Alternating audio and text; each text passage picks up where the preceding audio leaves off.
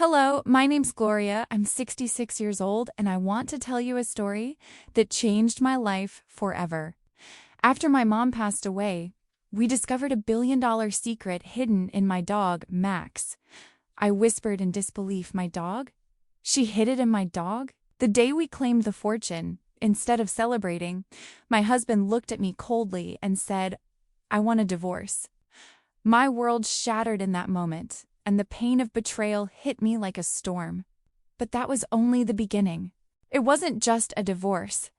I soon found out that he had abandoned me for my worst enemy, someone I had trusted and even helped in the past. That's when I finally understood the dark secret Max had been guarding all along, a secret that my mother had entrusted to me in the most unexpected way. The twists, the lies, the hidden plans. Everything I thought I knew was turned upside down. What exactly did Max protect? And how did my life unravel and rebuild from that moment?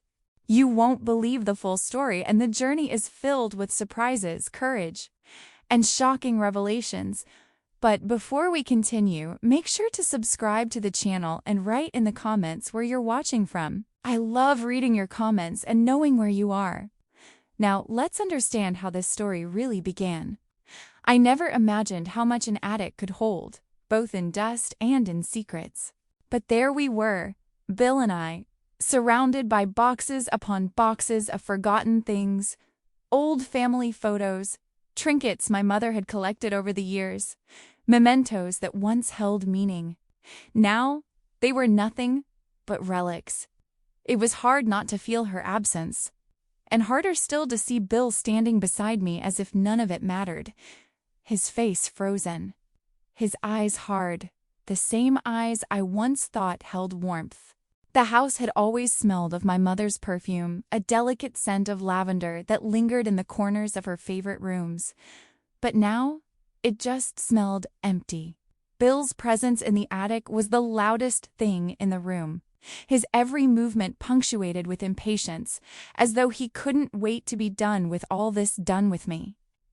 He didn't know what it felt like to lose someone like her. He couldn't understand that for me, every box held a piece of her that was never meant to be forgotten. But there he was, rifling through the contents of her life as if it was nothing more than clutter, and I watched him. I watched him closely as he did it. Maybe it was the years of being together, or maybe it was just instinct, but I knew something was off. I knew, even before he spoke, that things were about to change forever. "Gloria," he said, his voice brittle, "we should be looking for the will, not these old toys." It wasn't the words so much as the tone. There was something in it, something I hadn't noticed before, something I couldn't place. But the feeling settled into my chest, a cold weight. My throat tightened. I turned away from him, pretending to search through a box of photographs, trying not to let the sinking realization show on my face. Then I found it.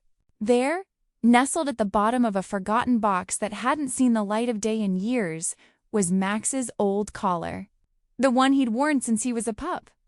I didn't even have to look at it closely to know it had been there, hidden away like a secret that had no place in the world. It was strange. The collar was a simple old thing, the leather worn and frayed, but something about it felt different now. Different in a way I couldn't explain. I held it up, examining it closely, and that's when I noticed it. A tiny microchip, tucked into the clasp, engraved with a code. My heart skipped. There was no way my mother had done this. "Bill?" I whispered, my voice barely audible. "Look at this." He came over reluctantly, eyeing the collar with disinterest. "It's just a collar, Gloria. What's the big deal?" "I don't know," I said, breathless. "There's something strange about this. My mother, she must have hidden something here." Before I could finish my sentence, I heard Bill's phone buzz from his pocket. He didn't even glance at it. Instead, he just grabbed the collar from my hand, tossing it aside carelessly as though it were nothing more than a trinket. "I'm not interested in your mother's old junk," he said, his voice a little too sharp. "Let's go to the lawyer's office and get this over with." I didn't argue. I couldn't. My mind was too focused on what I had just uncovered, the strange feeling that the collar, the microchip, meant something much bigger than anything we'd imagined. I had no idea what that meant yet, but I was about to find out. The lawyer's office was a sterile place, full of cold steel and even colder smiles. We sat in that waiting room for what felt like hours, the air heavy with the scent of old paper and legal jargon. Max, as always, was by my side, his gentle presence calming me, as he always had. I kept running my fingers through his fur, feeling the comforting warmth of his body against mine, trying to find some kind of peace. The lawyer finally called us in. His name was Mr. Graham, and he wasn't much to look at, tall, thin, with graying hair and glasses perched on the edge of his nose. But when he spoke, it was clear that he had been doing this for far too long.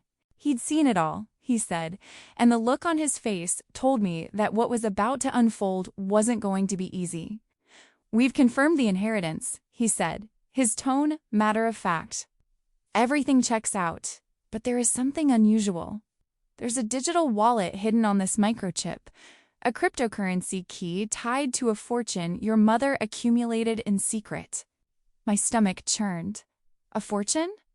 My mind raced as I tried to process the implications. $1 billion secret hidden in my dog's collar? It didn't seem possible. But as Mr. Graham explained the details, I felt the walls around me start to close in. This wasn't just about money. It was about something much bigger, something my mother had kept hidden for reasons I didn't yet understand. Before I could ask any questions, before I could even begin to grasp what this all meant, Bill stood up abruptly, his chair scraping loudly against the floor. "I want a divorce," he said, his voice cold, indifferent. "I'm taking half." I froze. The words hung in the air like a death sentence. "I don't understand," I stammered, my voice shaking. "Bill, after all these years, why?" But Bill didn't answer. He didn't need to. His eyes were already fixed on his phone, the screen lighting up with a message that made my blood run cold. "Karen," he said, his lips curling into a smile that I had never seen before. "She's been waiting for this day longer than you have." I didn't know who Karen was, not at first, but in that moment, I understood something fundamental had changed. Something irreversible, something dark and cruel. My hands trembled as I reached for Max's collar, still in my lap. My dog had always been a source of comfort, of loyalty, of unconditional love. But now, as I held that collar, I realized that the only thing I could trust in this moment was the dog beside me, and that he might be the key to unraveling everything. The betrayal had begun, and I had no idea just how far it would go. I sat in the driver's seat of my car, rain splattering against the windshield like 1,000 tiny hammers, each one echoing the emptiness inside me.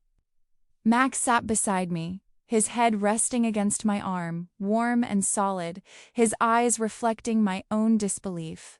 We had nowhere to go. Bill's had made that very clear. I had never felt such a crushing weight of betrayal. Not in my life. Not even when my mother passed away, leaving me with her secrets to untangle. The house, our home, the place that held decades of memories, laughter, and love, was no longer mine.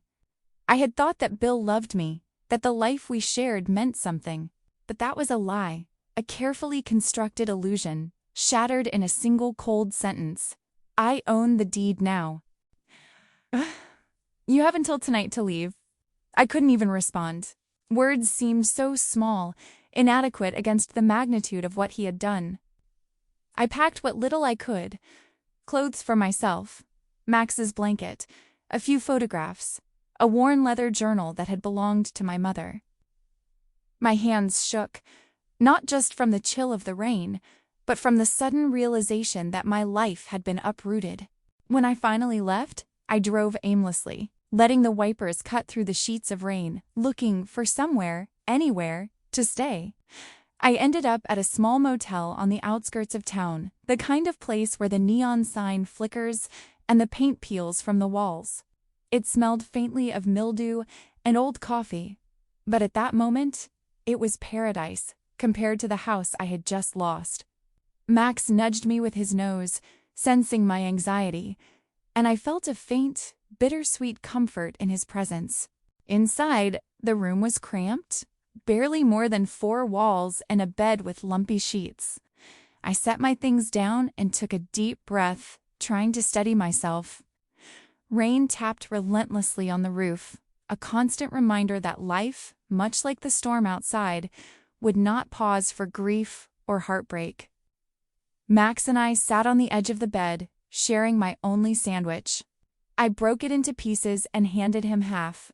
"It's just us now, boy."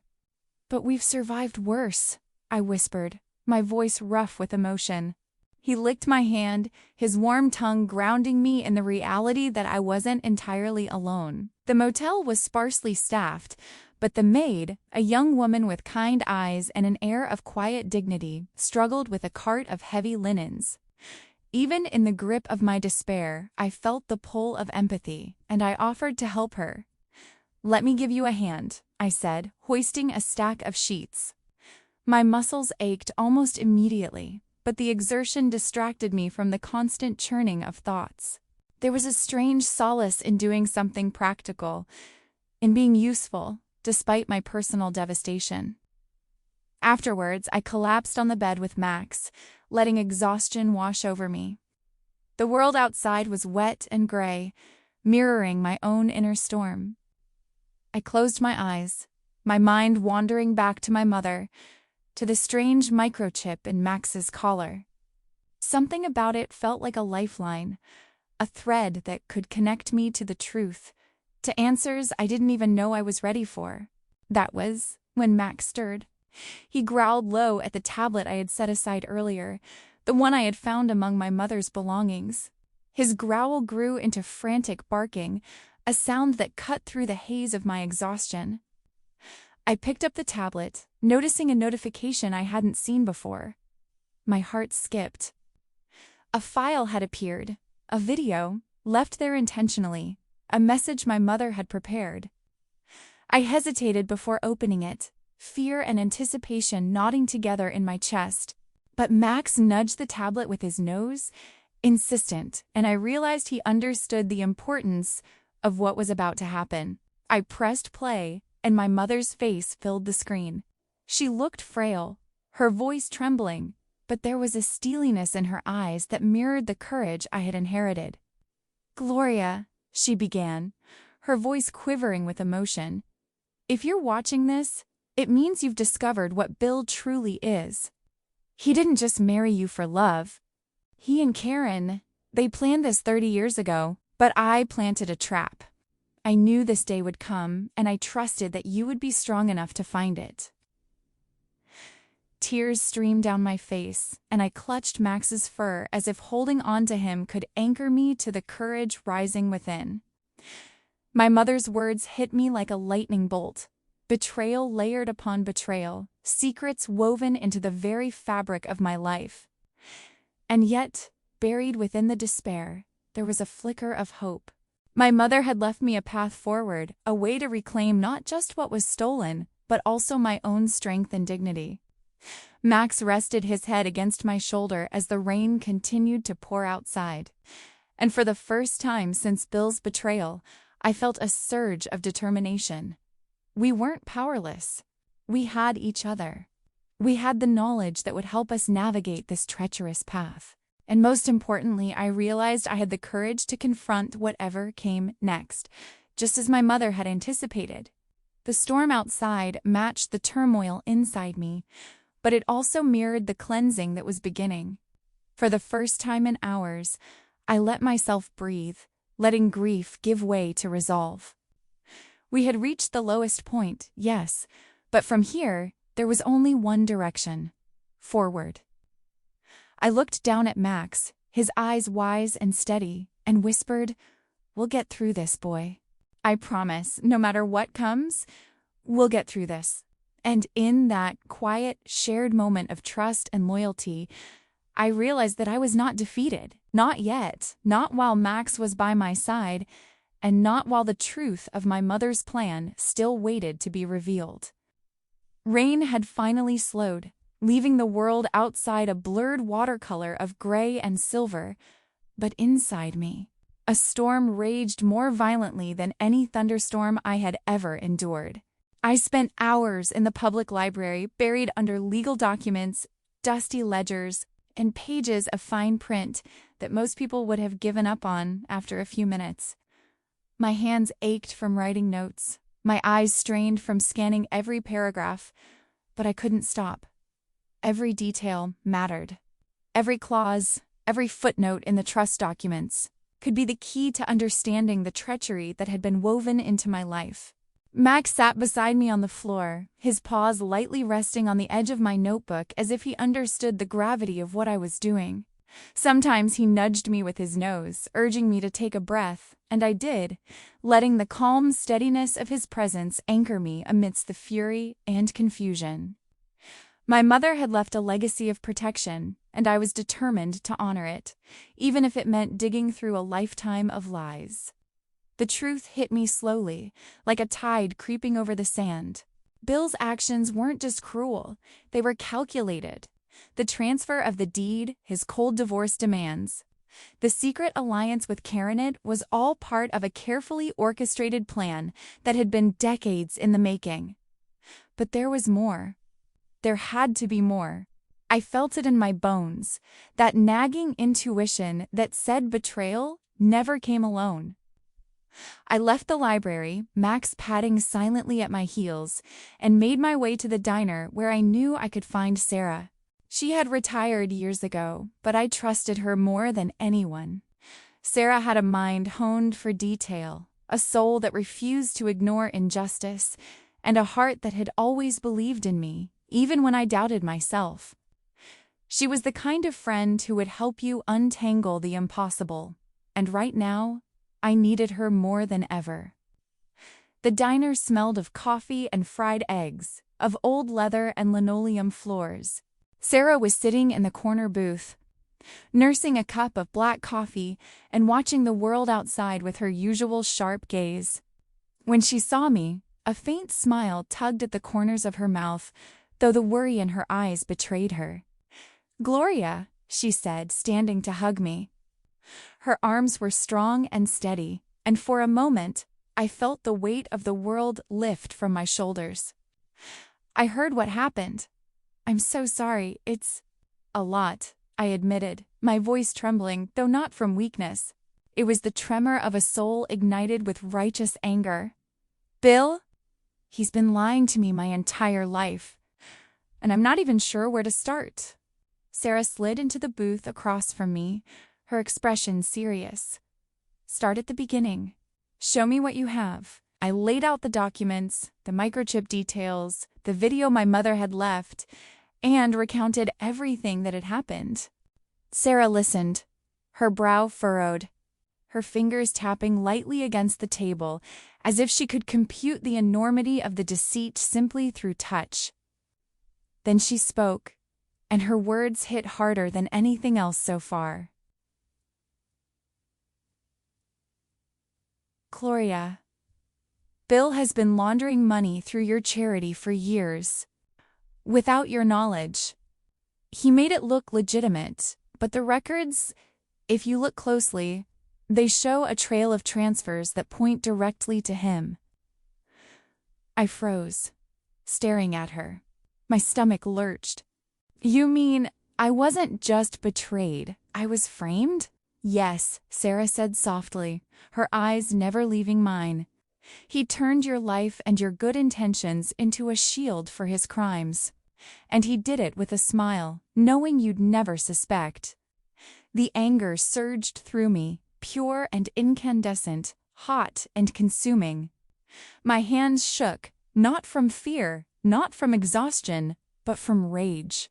The kind of rage that makes your bones ache and your heart race, the kind that gives you the strength to rise when the world tries to crush you. I fed that man. "I loved him," I whispered, my voice quivering. "And he made me a criminal? No more Mrs. Nice Guy." Max pressed his head into my lap, and I stroked his fur furiously, grounding myself in his loyalty, his unwavering devotion. Sarah reached across the table, placing a hand over mine. "We'll fix this, Gloria. We'll show the truth. You're not alone in this." I nodded, feeling a tiny spark of hope, but the world had its own timing. Outside the diner, the wail of police sirens began to rise, sharp and relentless, cutting through the hum of conversation and clatter of dishes. My stomach dropped. This wasn't random. I knew it instantly.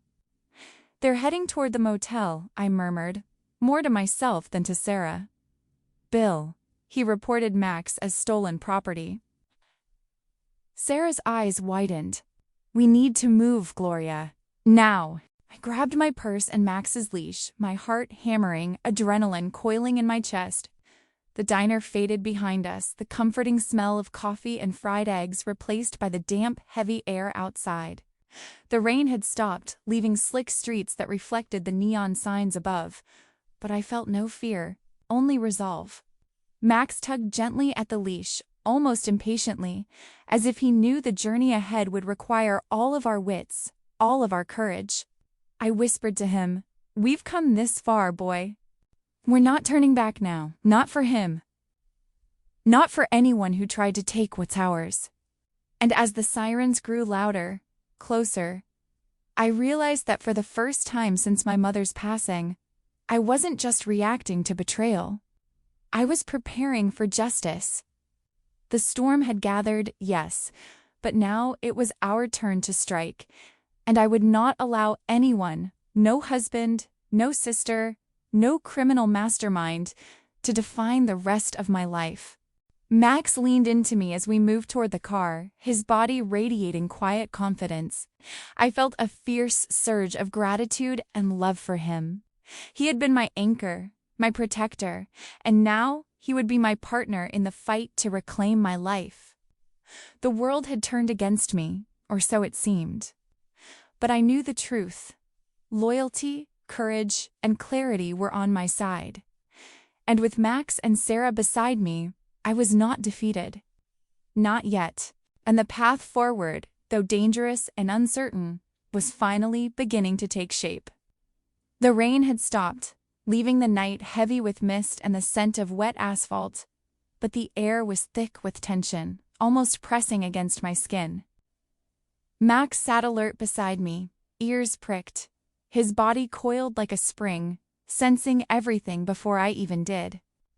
My fingers clenched the edge of the motel windowsill as I glanced outside. There it was, a squad car, headlights slicing through the darkness, the faint shimmer of its badge glinting ominously. My stomach dropped, a cold, urgent realization that our time was running out. I didn't have the luxury. Decisions in moments like this weren't measured. They were instinctive, raw, survival-driven. I reached down, unclasped Max's leash, and whispered urgently, "Come on, boy. Let's go." His tail flicked once, a subtle sign that he understood, and he followed me without hesitation. I kicked the window open, careful not to make a sound that would alert anyone inside, and slid through, landing on the damp ground outside. Max padded silently next to me, a reassuring warmth in the chill of the night. My heart pounded, echoing in my ears, but I kept moving, guided by the single thought that we would not be taken. We darted through the back alleys, shadows stretching along graffiti-stained brick walls. My shoes squelched in puddles, but I barely noticed. Every step was measured, every breath calculated, as Max led the way with a confidence born of instinct. I had always known he was smart, but tonight, he seemed almost supernatural in his ability to navigate danger. The alleys opened into a wooded park, dark and dense, the kind of place that smelled of moss and wet earth, of decay and life intertwined. Max sniffed the ground, then tugged gently, leading us away from the main roads, away from the dangers of headlights and sirens. I followed, letting myself be guided by him, trusting the bond we had built over decades of companionship. Suddenly, Max stiffened, low growl rumbling in his throat. I froze, following his gaze into the shadows where movement flickered like a ghost. My pulse quickened. Whomever was there hadn't seen us yet, but they would soon. Max's growl deepened, protective, warning. I stepped forward, my voice steady, though my body was taut with adrenaline. "Who's there?" I called into the darkness, letting every ounce of courage I had bubbled to the surface. A figure emerged, cautious but deliberate. A man dressed in plain clothes, eyes sharp, a camera hanging from his shoulder. My heart sank. A private investigator. Hired by Bill, no doubt. I took a deep breath, trying to harness the fear and turn it into strength. Max moved slightly in front of me, his hackles raised, his presence commanding. I squared my shoulders, channeling every ounce of indignation, hurt, and fury. "You tell Bill that if he wants the dog, he has to come through me," I said, my voice firm, resonating with a confidence I hadn't known I possessed. "And I'm not the quiet housewife he remembers." The man stopped, surprised. He had expected a scared woman, someone to be intimidated or coerced. Instead, he found me standing tall, with Max as a living shield of loyalty and courage. For a moment, I saw something shift in his expression, a mixture of respect and unease. "You're different," he said cautiously, raising his hands in a gesture of neutrality. "I didn't expect this." "Different?" I echoed, incredulous. "I'm exactly who I need to be, and I'm protecting what's mine. You understand that, don't you?" Max growled softly in agreement, and the man flinched ever so slightly. He held out a small note, sliding it toward me without stepping closer. "I don't like bullies, ma'am. Bill didn't pay me enough to ruin a good woman. Check this address." I took it with trembling hands, the paper cold and sharp against my fingers. My heart raced, not from fear, but from the sudden clarity of purpose.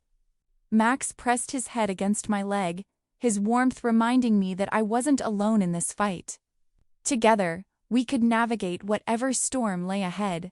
I read the address, my mind whirling with questions and possibilities. Somewhere out there, someone had left a thread for me to follow, a key to unraveling the tangled web of lies and betrayal. And for the first time in hours, I felt a flicker of hope, fragile but insistent. "Thank you," I whispered to the man, though my gratitude was tempered by the fire still burning within me. "You did the right thing." He nodded, a quiet acknowledgement, then melted back into the shadows, leaving Max and me alone in the dense, damp forest. I took a deep breath, filling my lungs with the earthy scent of wet leaves and pine, and felt a surge of determination rise from the pit of my soul. We had escaped, yes, but the journey was only beginning. I pressed the note to my chest, feeling the paper like a talisman, a promise, a lifeline. Max nudged me gently as if sensing my thoughts, and I knew in that moment that we were partners in more than survival. We were allies, guardians of each other, ready to face whatever came next with courage, with loyalty, and with unwavering resolve. The darkness around us no longer felt entirely threatening. It was a canvas, waiting for us to chart our path, to turn despair into strategy, fear into determination. And in that quiet, misty night, with Max by my side and the faint glimmer of a trail ahead, I knew we would not just survive. We would fight, we would overcome, and we would reclaim what had been stolen not just for me, but for the memory of my mother and the truth she had entrusted to us. The abandoned farmhouse loomed like a sentinel at the edge of the field, its windows darkened by years of neglect and dust, the paint peeling like sunburned skin. Max and I approached cautiously, the damp earth soft beneath my shoes. The faint scent of decay mixed with the crispness of the late morning air. This place, a relic of forgotten time, belonged to the aunt of the private investigator who had given me the note. It was safe, for at least safer than any place I had known in weeks. Inside, the air was thick with the smell of aged wood and mildew. The floors creaked beneath my weight, and I winced at the sound, but Max seemed unbothered, sniffing each corner with deliberate attention. I realized then that even in such a desolate place, there was a kind of sanctuary, No one could find us here unless we allowed them to, and I wasn't going to allow that. I moved quickly, unpacking the few essentials I had brought with me: laptop, old files, chargers, Max's blanket, and a modest supply of food. I set them up across the main room, arranging everything meticulously. This would be our command center. If we were going to fight back, if we were going to reclaim what had been stolen and reveal the truth, we would need strategy, precision, and patience. As I settled in, I revisited the microchip in Max's collar, the piece of my mother's legacy that had set everything in motion. I accessed the digital wallet and combed through the data, my mind absorbing the numbers, the addresses, the transfers. And then it hit me. The fortune wasn't just money. It was evidence. Evidence of corruption, offshore accounts, shell companies, the financial tentacles of Karen's business partners reaching into realms they thought untouchable. My mother had hidden it in plain sight, embedded within the device attached to Max, trusting that I would be the one to see the truth and act. I sank into the old armchair, feeling the weight of both grief and resolve pressing against me. For decades, I had believed that kindness and decency were enough to navigate the world. I had believed that trust could protect me, that loyalty was a safeguard against betrayal. Tonight, I realized how naive that had been, but I also realized that those very qualities, wielded with intelligence and strategy, could become my greatest weapons. Max nudged my hand, sensing my tension. I smiled faintly, stroking his fur. "This isn't just about the money, boy," I murmured. "It's about making sure they don't get away with it." They mistook my kindness for weakness. They thought I was soft. They were wrong. I took a long, steadying breath and moved to the mirror hanging crookedly on the wall. The reflection that stared back at me was familiar, yet unfamiliar. The soft grandmother, the gentle woman who had always smiled even when her heart ached, was gone. In her place was a strategist, a woman tempered by grief, sharpened by betrayal, and focused like a hawk on her prey. I tied my hair back tightly, the simple gesture feeling like armor, and spoke aloud. Almost to convince myself as much as Max, "They mistook my kindness for weakness, Max. But weakness isn't who I am anymore." The room around me seemed to respond to my determination. The farmhouse with its sagging roof and drafty windows no longer felt abandoned. It felt like a fortress, a place of planning, a place where justice could be shaped. I began mapping out our next moves, the risks, the timings, the contingencies. Every detail mattered. Every misstep could cost not just the fortune, but the lives and freedom of those I cared for. And then the phone rang. Sharp, insistent, like the snap of a whip. I froze, my heart hammering in my chest. Max growled softly, ears pricked, sensing the tension before I even answered. I picked it up, keeping my voice steady despite the tremor of dread curling in my stomach. "Gloria," Bill's voice sneered through the line, smooth and venomous. "I have Sarah, your little accountant friend. She's in my custody now. You bring me the dog and the password, or she goes to jail for the embezzlement I committed. You'll take the fall if you don't comply." The words hit me like a blow, sharp and precise, designed to break me. I felt anger, fear, and sorrow all at once, a storm swirling inside my chest. But beneath it, a spark of clarity ignited. I wasn't alone. I had Max. I had the truth. And I had the strategy my mother had left for me. No threat, no intimidation, no betrayal would define the next move.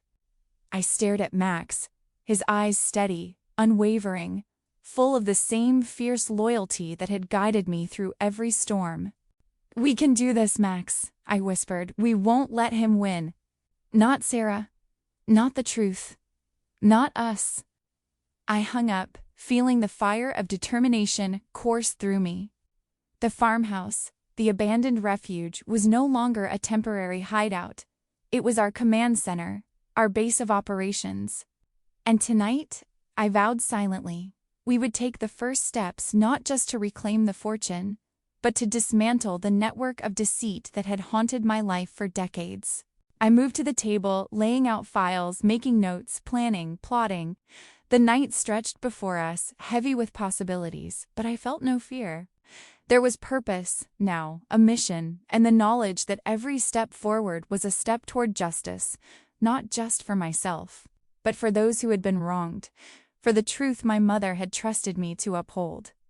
Max nudged my hand again, a gentle reminder that I was not alone in this fight. And as I looked out the broken window at the moonlight spilling over the fields, I felt a quiet resolve. We would face whatever came next with courage. We would act with intelligence and care. And we would not just survive, we would triumph, turning betrayal into strength, grief into strategy, and loyalty into unstoppable force. The farmhouse felt alive now, infused with the determination and hope of those willing to fight for justice. I knew the path ahead would be dangerous, full of twists and threats I could barely imagine. But as long as Max was by my side, I would face it. And for the first time in what felt like an eternity, I allowed myself to feel a sliver of hope, fragile and radiant, illuminating the darkness around us. The night air smelled faintly of roses and exhaust as I parked a safe distance from my old suburban home. The gala lights shimmered through the windows, golden and decadent, masking the corruption festering inside. Max sat patiently in the getaway car, his tail brushing the leather seat, alert yet calm, as if he knew exactly when his role would be needed. I took a deep breath, feeling the weight of every choice I had made lead to this moment. Tonight, the predator would enter the lion's den. Inside the car, I adjusted my catering outfit one last time, tugging the crisp white apron around my waist, smoothing my hair under a modest cap. The disguise wasn't elaborate, but it was enough. Most of the guests wouldn't notice me, wouldn't think to suspect that the quiet, efficient server delivering trays of hors d'oeuvres was the very woman Bill had betrayed and underestimated. I flexed my fingers, feeling the tension coiled in my body like a spring, ready to be released at the precise moment. Max gave a low, approving growl, and I felt my own resolve harden. I slipped into the house through a side door that led into the kitchen. The smell of roasted meat and fine wines mingled with polished wood and the faint floral scent of perfume. The staff moved like shadows, efficient and silent, while the guests laughed and clinked glasses, unaware of the storm brewing in their midst. I carried my tray, my eyes scanning every corner, memorizing the layout, noting the study door, the bathrooms, the small security cameras hidden behind mirrors. When I saw Karen retreat into the bathroom, surrounded by the unmistakable aura of self-assured arrogance, I knew my first task was ready. I followed discreetly, pretending to balance a tray of sparkling water. My hands moved carefully, dipping into my pouch of poison ivy oil, the secret I had kept since my gardening days. It smelled faintly of earth and leaves, but its potency was deadly. I slipped a few drops into her expensive face cream, careful not to make a sound, careful not to alert anyone. Karen wouldn't notice tonight, but her vanity would betray her eventually. I retreated to the kitchen, heart pounding, listening to the soft chatter of the gala, the laughter of people who had no idea of the betrayal, the greed, the lies swirling around them. I moved to the study, the quiet heartbeat of the house, where I had hidden secrets of my own. The room smelled faintly of old paper and polished oak, familiar yet alien after months away. I crouched under the desk, careful not to disturb the papers or the cords of the telephone. My fingers searched quickly, methodically, for the hard drive my mother had hinted existed, the one Bill hadn't thought to protect. And then I found it. Not the hard drive I expected, but something else entirely. Adoption papers, delicate and formal, stamped and signed. My heart stuttered, my breath caught in my throat. Bill wasn't just Karen's lover. He was the father of Karen's son, a secret carefully kept, hidden under layers of deception and political ambition. Every betrayal stacked upon the last, every lie more intricate than I could have imagined. The weight of the truth pressed against me, but beneath the shock, I felt a flicker of clarity. I understood now why the stakes were so high, why the manipulation, the lies, and the greed had been necessary for them to maintain their carefully constructed lives. Max's presence in my mind was a tether, reminding me that I wasn't acting blindly. I had an ally, a protector, a loyal heart that would follow me anywhere. I exhaled slowly, steadying myself. I would need to be precise. Every move, every second, counted. One wrong step could undo everything, could send me spiraling into danger or ruin. But I had trained my mind, my instincts, and now, more than ever, I trusted them. Suddenly, the study door opened. My pulse jumped, and I pressed myself further beneath the desk, every muscle taut with anticipation. Karen walked in, her heels clicking softly on the hardwood, her phone pressed against her ear. Her voice was smooth, controlled, dripping with ambition and calculated malice. "Once we get the crypto," she said, "we get rid of Bill. He's a liability." Her words hung in the air like poison, sharp and precise. I felt my stomach tighten, a swirl of anger and disbelief mixing with a cold, calculated resolve. She didn't know I was there. She didn't know that every secret, every betrayal would soon unravel. And Max, waiting patiently outside, was ready to ensure that no one would escape the consequences of their greed. I held my breath, listening to her footsteps move away, counting the seconds as the gravity of the moment settled over me. The gala continued above, oblivious to the tension building in its walls. I could feel the pulse of strategy in my veins, the careful orchestration of every move I had made leading to this point. Under the desk, I whispered softly to myself, to Max, to the universe that had guided me here. "We see everything, Max. We know everything. And justice will not be denied." I peeked cautiously, my eyes scanning the room, confirming that she had not yet noticed me. I had the adoption papers, I knew the hard drive was nearby, and the first step of the plan was ready to unfold. My heart was pounding, but not with fear. It was alive with purpose, with the quiet, unyielding force of someone who had been underestimated her entire life and was about to prove them catastrophically wrong. The house, once a symbol of betrayal and loss, had become the stage for reclamation and reckoning. Every creak of the floorboards, every muted laugh from the gala, every flicker of light through the chandelier became part of the rhythm I followed, the rhythm that would lead me and Max to justice. I clenched my fists under the desk, my nails digging into my palms as I centered myself, feeling the surge of determination flow through me. Tonight was not just about survival or revenge. It was about exposing the truth, about turning every act of betrayal into a path forward, about reclaiming the strength that had been hidden beneath years of assumed kindness. And as Karen's voice echoed through the study, the cruel cadence of her ambition striking like a bell, I knew that the reckoning was near, and that Max and I were ready to see it through, together. The morning was crisp, the kind of chill that stung my cheeks but cleared the mind, sharp and biting in the way only early autumn could manage. Max and I arrived at the park a little before the arranged time, the dew soaking through my shoes, the scent of damp grass mingling with the faint aroma of roasted coffee from a nearby vendor. I had dressed plainly, modestly, an outfit that whispered vulnerability rather than strength. I needed Bill to believe I had been defeated, worn down by betrayal, grief, and time. It wasn't an act. The exhaustion in my body and soul gave the performance a natural authenticity, but underneath it all, the fire burned. I had learned long ago that appearances could be weapons. Max sat beside me on the bench, his body a solid reassurance against the quiet tension in the air. He wasn't just a dog. He was my protector, my confidant, the silent witness to every humiliation and betrayal I had endured. I stroked his fur absent-mindedly, drawing strength from his calm presence. His steady gaze met mine, and I whispered, "Patience, boy. We've waited for this moment, and now it begins." I spotted Bill approaching from a distance, his stride arrogant, confident, certain of his control over the situation.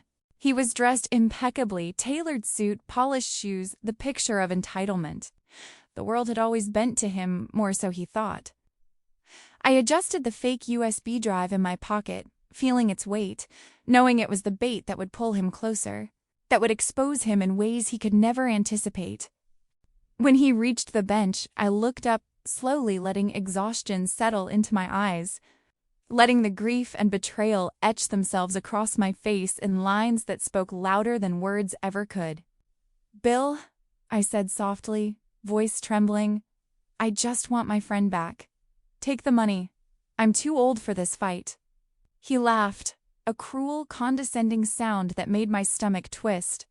"You were always pathetic, Gloria," he sneered, reaching for the USB drive I offered with unassuming hands. His eyes glinted with triumph, the satisfaction of someone who believes they have won without ever truly fighting. Max growled low, almost a vibration in the chest, a warning, a presence too fierce to ignore. My hand went to his collar, pressing gently, a subtle signal to stay calm but alert. I felt the tension tighten in my shoulders, my pulse quickened, not with fear, but with anticipation. Every second counted, every gesture had meaning. The world had underestimated me, underestimated us, and it would soon regret it. Bill took the drive, examining it briefly before tucking it into his jacket pocket, his smug expression reflecting absolute certainty. I let a small, imperceptible shiver pass through me, a hint of frailty for the performance, while internally I centered myself. I had rehearsed this moment, every angle, every possible reaction, and Max's steady presence reminded me that I was not alone, that we were in this together. He turned to leave, stride confident, as though he had just walked away from victory. And in that instant, I tapped my earpiece, a small, deliberate movement that went unnoticed by everyone around us. "Did you get that audio, detective?" I whispered under my breath, my voice barely carrying beyond the mic. The private investigator had been recording every moment, capturing Bill's arrogance, his dismissive cruelty, the way he had underestimated me. I knew, however, that the recording alone was not enough. Proof of intent required one more step, the actual transfer of funds. The money had to move for the trap to fully spring, for the evidence to become undeniable, for justice to crystallize from the chaos of deceit. My mind raced through contingencies, timelines, and possibilities, each one weaving a delicate balance between strategy and instinct. Max pressed his head against my leg, grounding me in the moment, reminding me of the loyalty that had carried me this far. "Soon," I whispered, more to myself than him, "soon they'll see the truth, and they won't escape it." I watched Bill walk away, his figure shrinking into the distance, unaware that his every movement, every word, every laugh had been captured, catalogued, and would be used to dismantle the facade he had built over decades. There was a grim satisfaction in knowing that for once, the powerful and arrogant were not untouchable, that the underestimated had a hand in writing the final act. The park seemed quieter after he left, the birds chirping faintly as if the world itself were holding its breath. I let myself breathe slowly, feeling the weight of weeks of planning, fear, and betrayal ease slightly. The tension had not left me entirely, it could not, but it was tempered now by purpose and resolve. Max's presence beside me, the soft press of his fur against my hand, reminded me that loyalty and courage had not abandoned me. As I rose from the bench, tucking the earpiece beneath my hair, I felt a surge of clarity. This was no longer about revenge, no longer about anger. It was about justice, about reclaiming what had been stolen, about turning deception into illumination. Every betrayal, Every manipulation, every act of cruelty would be met with truth, with accountability, with the unyielding force of a woman who had finally been pushed to her fullest potential. Max leapt lightly beside me as I moved toward the edge of the park, the city waking slowly around us. I allowed myself a small, private smile, feeling the weight of the world shift slightly in our favor. The stage was set. The pieces were in motion. And soon, the reckoning would begin, precise, deliberate, and unstoppable. The glass doors of the bank gleamed like a fortress in the early afternoon sun, reflecting the city's restless energy back at itself. I sat in a small coffee shop across the street, the aroma of roasted beans and sweet pastries surrounding me, but I barely noticed. Max lay curled at my feet, his head resting lightly against my leg, a steadying presence amidst the storm of tension coursing through my veins. Every muscle in my body was taut, coiled for what was about to unfold, yet my face remained calm, a mask of serene focus that concealed the hurricane of emotions beneath. I had followed every thread meticulously, every detail from the fake USB drive to the private investigator's recordings, every tip I had fed to the press, every shadow of deceit Bill and Karen had spun over decades. And now it all came down to this. They had taken the bait. They were about to discover that the illusions they had built of power, of control, of untouchable wealth were nothing more than fragile, brittle glass, ready to shatter under the weight of truth. Inside the boardroom, I imagined Bill's hands shaking slightly as he inserted the USB drive into the sleek terminal. Karen stood beside him, her lips pressed in a taut line, trying to mask anticipation with elegance. They believed they were in control. They believed the money, the billion-dollar fortune, the labyrinth of offshore accounts, was theirs to seize. They did not know that the drive, innocent in appearance, was the key to their undoing. I watched the live feed from my phone, the connection secure and instantaneous. My mother had built a safeguard, her genius and foresight now manifesting as a dead man's switch. The moment they accessed the drive, the switch triggered silently, invisibly. It didn't alert the authorities immediately. It didn't call attention to itself. Instead, it began broadcasting the contents to every device on the local network, including the laptops, tablets, and phones of the reporters I had anonymously tipped off outside.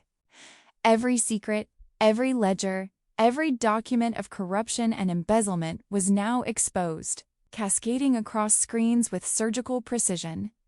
Max lifted his head and met my eyes, the subtle flicker of his gaze grounding me. I whispered softly, more to myself than to him, "Justice isn't always happy, Max. It's just necessary." He nudged my leg in response, a silent affirmation of the bond that had carried us through so much already. Inside the boardroom, I imagined the panic beginning to take hold, Bill's confident facade cracking, Karen's composure unraveling as the spreadsheets, transfer logs, and coded messages appeared across every device in the room. They had underestimated my mother, underestimated me, underestimated the loyalty of a dog who had guided me through every step of this journey. The evidence was irrefutable, meticulous, and damning. Every account, every illicit transaction, every connection to Karen's corrupt business partners laid bare for anyone with eyes to see. I could almost hear the gasps, the muttered curses, the frantic attempts to cover tracks that no longer existed. And then, the final file. A video I had not expected. One my mother had kept hidden, reserved for the very last moment of revelation. I pressed play on my phone, holding it close as I watched the screen flicker to life. Bill's voice, cold and calculating, filled the tiny speaker. He spoke with a measured patience that sent chills through me, outlining a plan to poison my mother years ago. A plot designed to eliminate her, to silence her, to protect his own gains. The room on the live feed went silent. Karen's face blanched, the color draining as the magnitude of their crimes unfolded. Bill froze mid-sentence, realizing, too late, that every lie, every manipulation, every act of betrayal had been recorded, cataloged, and broadcast to the world. The attempted murder, hidden behind layers of greed and ambition, was now indisputable, undeniable, exposed with the precision only a carefully orchestrated plan could achieve. I took a deep breath, feeling the cold metal of my mother's foresight in my hands, the culmination of years of planning, of foresight, of love that had transcended her life. Max rested his chin against my knee, and I drew a small measure of solace from his unwavering presence.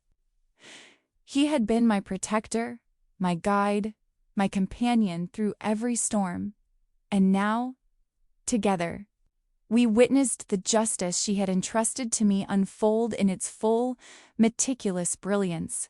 The reporters outside would not sleep tonight, nor would the world that would soon read of the corruption laid bare. I sipped my coffee slowly, the warmth steadying me, grounding me in the moment. I did not smile. There was no gloating here, no indulgence in victory. Justice is not about satisfaction, it is about balance, accountability, and ensuring that the powerful do not continue to manipulate and destroy without consequence. Max shifted slightly, nudging me again, as if reminding me that this was not the end but a pivotal moment in a larger journey. I nodded to him silently, feeling the weight of responsibility and clarity. Every sacrifice, every moment of doubt, every tear shed in solitude, every instance of courage and patience, it had all led here. And yet, even as the screens displayed the full extent of their crimes, the weight of the final revelation pressed heavily on me.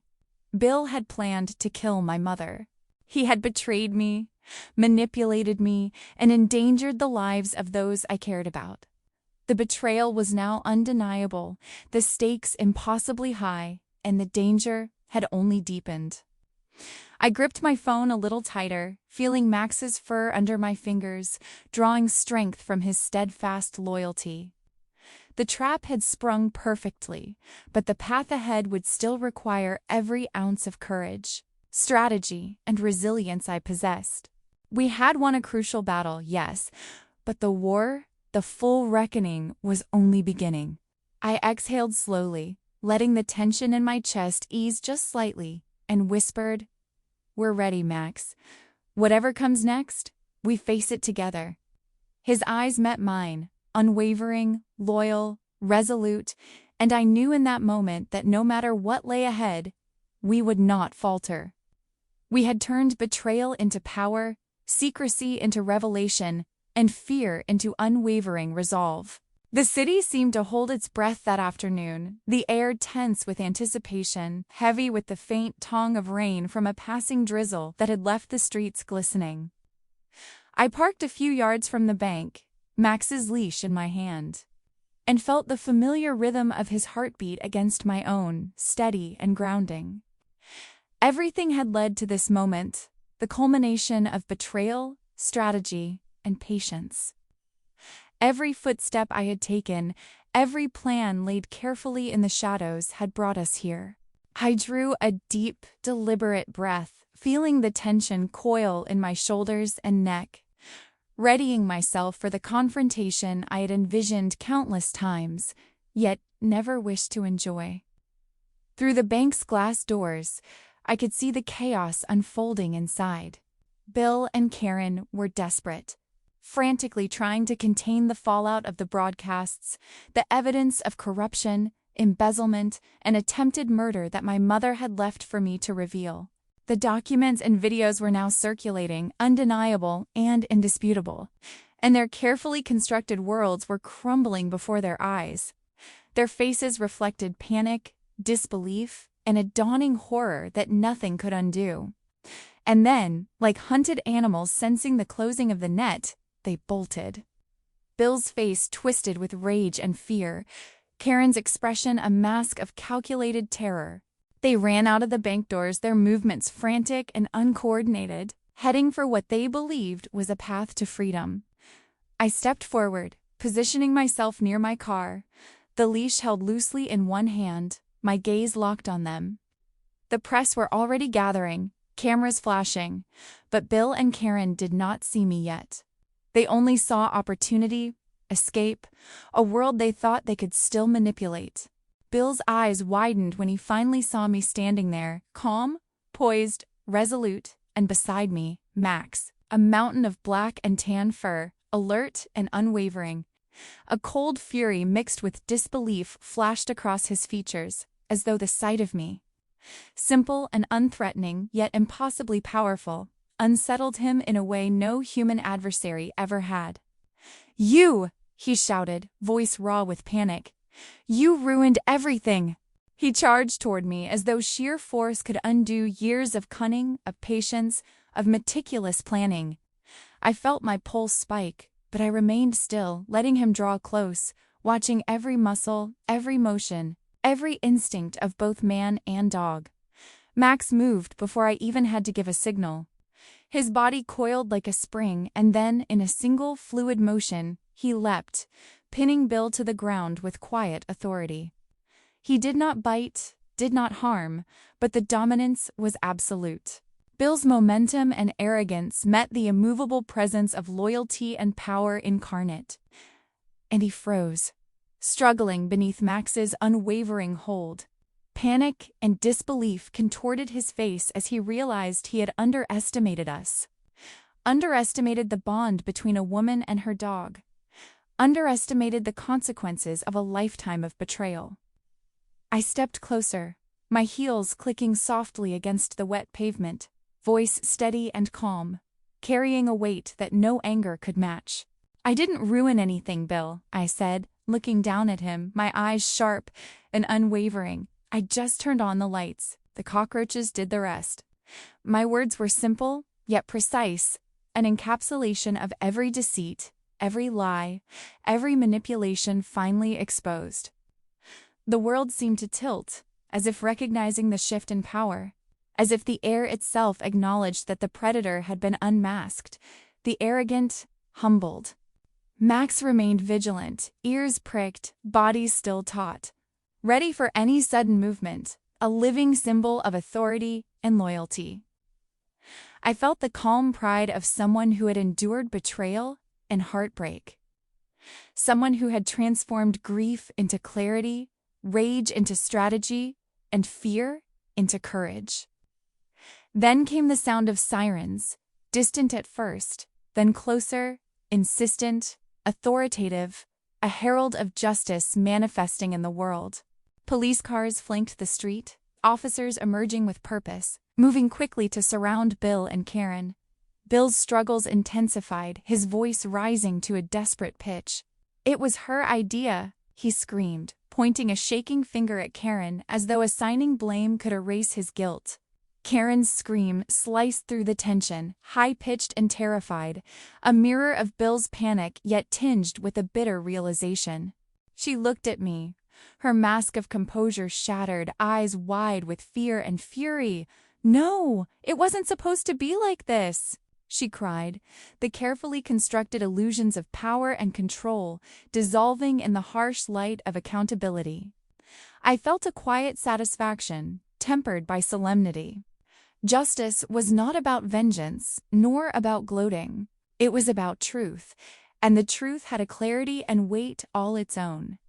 Max shifted slightly at my side, his head brushing against my leg, a gentle reminder that I was not alone, that loyalty and courage had guided us here, and that even in the face of betrayal and danger, the bond between us remained unbreakable.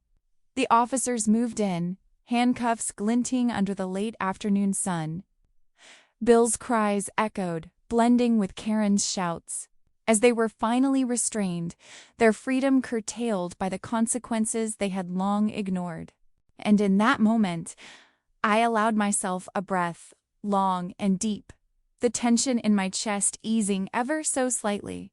The confrontation had ended, but the journey, the reckoning, the restoration, the healing was only beginning. I looked down at Max, his eyes steady and unwavering, and whispered, "We did it, boy." The truth is out, and justice is served. But this is only the start. He wagged his tail gently, a quiet, almost imperceptible celebration of the bond that had carried us through every storm, every heartbreak, every fear. The press swarmed, the city's gaze turned toward us, but I felt detached from the spectacle. The battles that mattered had been fought in silence, in strategy, in the small moments of courage and patience that no one else had seen. And as the sun dipped lower, casting long shadows over the steps of the bank, I allowed myself a moment to feel the quiet, powerful relief that came from turning the tide, from reclaiming agency, from knowing that the wrongs done to me, and to those I loved, would finally be met with reckoning. Max nudged my hand again, and I gave him a gentle scratch behind the ears. "We're not done yet," I murmured, eyes scanning the scene, heart steady, soul resolute. But for the first time, it feels like we might finally be free. The morning sunlight spilled gently over the cottage garden, warm and forgiving, illuminating the flowers I had planted over the past few months. Each petal, each leaf, felt like a testament to the quiet resilience I had discovered within myself. I knelt in the soil, hands coated with earth, fingers pressing tenderly around the roots of newly sprouted blooms. The scent of fresh soil mingled with the faint perfume of lavender and roses, a delicate reminder that life continues, even after storms of betrayal and heartbreak. Max trotted alongside me, his nose twitching as he explored the garden with uncontainable enthusiasm. Sprinklers sent arcs of water across the yard, catching the sun and forming tiny rainbows. Max leapt through them, barking in sheer joy, a living emblem of freedom and loyalty. I paused for a moment, wiping the sweat from my brow, letting the sounds of laughter, water, and wind fill me. 6 months had passed since the confrontation at the bank, since the revelation of betrayal, corruption, and greed. The world had been harsh, but I had survived, and in surviving, I had learned that strength could be quiet, that courage could be gentle, yet unyielding. The billions I had inherited were no longer mine to hoard. I had donated almost all of it to a legal defense fund dedicated to elderly women who had suffered financial abuse, women whose dignity had been stolen and whose voices had been silenced. I had kept enough for a comfortable life, yes, but the satisfaction of helping others reclaim their power far outweighed any desire for luxury or indulgence. It felt right. It felt necessary. And it felt like honoring my mother's legacy, the intelligence and foresight she had imbued in me through the billion-dollar secret she had hidden within Max all those years ago. Sarah arrived, her steps light on the stone path, her eyes filled with warmth and relief. She had been cleared of all charges, vindicated, and her presence brought a comforting reminder that loyalty, friendship, and integrity endure even in the face of deception. "Gloria," she said softly, hands brushing some dirt from her sleeves as she approached. "This place, it's perfect. You've built more than a garden. You've built peace." I smiled, a serene, unburdened smile that had been absent from my face for years. "It's just a start," I replied, stroking Max behind the ears. He barked happily, tail wagging as he darted past me, chasing the sprinkler's arcs. "We've all been through storms, Sarah, but the sun always comes back. Sometimes, it shines brighter than you expect." As I stood and surveyed the garden, the cottage, the open sky above, I felt a profound sense of completion. Not because the past had been erased, it hadn't, but because I had reclaimed my narrative, my life, and my agency. I had faced betrayal, deceit, and danger, and emerged not bitter, but strong, tempered by experience and compassion. The soft grandmother, who had once been underestimated by those around her, had been replaced by a strategist, a survivor, someone who understood that kindness is not weakness and that justice can be delivered with grace. Max nudged a ball toward me, eyes bright, ears perked, a challenge in his gaze. I laughed softly, feeling the sound bubble from deep within me, and threw the ball across the lawn. He sprinted after it, joyous and unburdened, his freedom a mirror to the liberation I felt in my own heart. Watching him, I reflected on the journey we had undertaken together, the fear, the doubt, the relentless courage, and the trust that had carried us through every peril. They thought because I was old, I was invisible. I whispered aloud, voice carrying in the open air, a confession and a declaration all at once. They thought because I was kind, I was stupid. But they forgot that the fiercest wolves are the ones who protect the pack. My words were simple, yet they held the weight of all I had endured, all I had learned, all I had fought to reclaim. I felt the cool soil beneath my fingers, the warmth of the sun on my shoulders, the steady rhythm of Max's paws against the grass. And I understood that survival was not just about enduring. It was about reclaiming life, redefining purpose, and embracing the quiet joy of everyday moments. I was no longer just a wife, no longer just a victim. I was a woman who had confronted the darkness, faced betrayal head-on, and emerged whole, resolute, and free.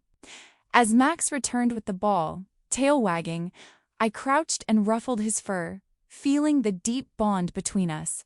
"Come on, boy," I said, laughing softly. "Let's play." I threw the ball again, watching him race across the garden with pure, uncontainable joy. And in that moment I knew that life in its simplest forms, sunlight, soil, loyalty, and love, was the ultimate victory. I looked up directly at the camera of the world and smiled. A serene, strong smile, the kind that comes from knowing you have survived, that you have reclaimed your story, that you have found peace not in revenge, but in resilience and purpose. If you've been inspired by Gloria's journey, if you believe in the power of courage, loyalty, and justice, subscribe to our channel. Join us as we share more stories of hope, resilience, and the unbreakable bonds that guide us through life's challenges. Together, we celebrate survival, strength, and the quiet victories that shape our lives.